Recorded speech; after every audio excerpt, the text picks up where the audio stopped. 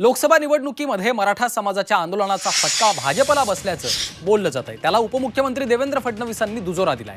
मात्र जास्त काळ हे टिकणार नसल्याचंही त्यांनी म्हटलेलं आहे. तर महाविकास आघाडीच्या पारड्यात मराठा मतं गेल्याचं त्यांनी सांगितलंय. त्याला उत्तर देताना मनोज जरांगे यांनी महायुती आणि महाविकास आघाडी दोघांमिळूनही मराठा समाजाचं नुकसान झाल्याचं म्हणत निवडणुका ही आकडेमोड नसते अशा शब्दात फडणवीसांना सुनावलंय.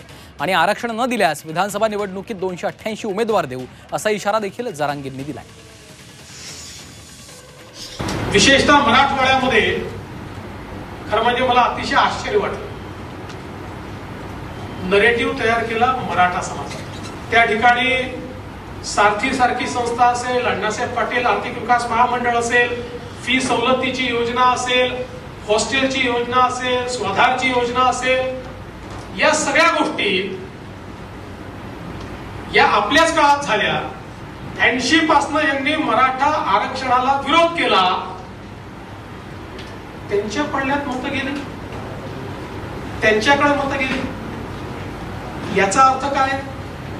याचा अर्थ एवढाच आहे की हे पण टिकणार नाहीये.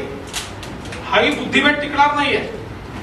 हा जो काही नरेटिव्ह तयार करण्याचा प्रयत्न झाला आणि काही प्रमाणात यशस्वी झाले.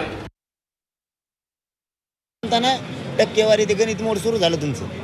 गणित मोड फणित मोड काही चालत नसते. जनतेपुढं या जर खपाखप शिक्के हाणं लागले ना, रपा रप पाडणार आहे तुम्ही. तुमचं म्हणणं असं आहे का हा नरेटिव्ह नव्हता तर वस्तुस्थिती आहे या सगळ्या मांडणीतून? तेच म्हणतोय त्यांना, तुम्ही लय हुशार आहेत. तुम्ही गैरसमज काढून टाका, गैरसमाजाच्या बाहेर जा. ते प्रवक्ते बापसाळी कुंकडं बोलत आहेत तुमचे. थोडे त्यांना आकडा येसन टोचा, त्यांना नाकात येसन घाला त्यांच्या, आणि का जरा नेवार बांधा त्यांना. बापसाळी बोलू नका म्हणा, त्याचे फळ फडणवीस साहेबाला भोगा लागतील. आम्ही म्हणतोच का तुम्हाला महायुती चांगली आहे, महाविकास आघाडी चांगली आहे. आम्ही सांगतानाच सांगतोय, आजच नाही तुम्ही मागच्या बाईट काढा. त्यांनी इतकं वाटोळं केलेलं आहे आमचं लई, पण तुम्ही ताजं केलं.